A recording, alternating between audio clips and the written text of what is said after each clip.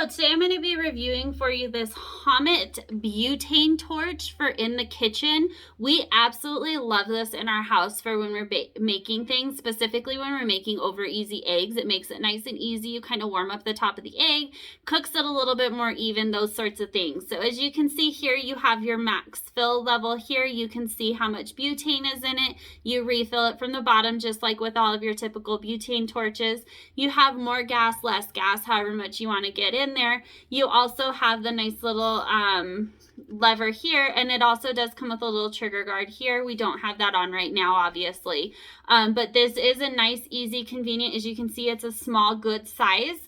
Works good for women's hands, men's hands, anybody that's going to be using it. It's going to work really well for. Good, convenient size, nice, small, so it does fit in your kitchen really well. It's not taking up a lot of space either. So like I said, the Homitt Butane Torch, we absolutely love this. This is a staple in our kitchen for cooking. So thank you for watching.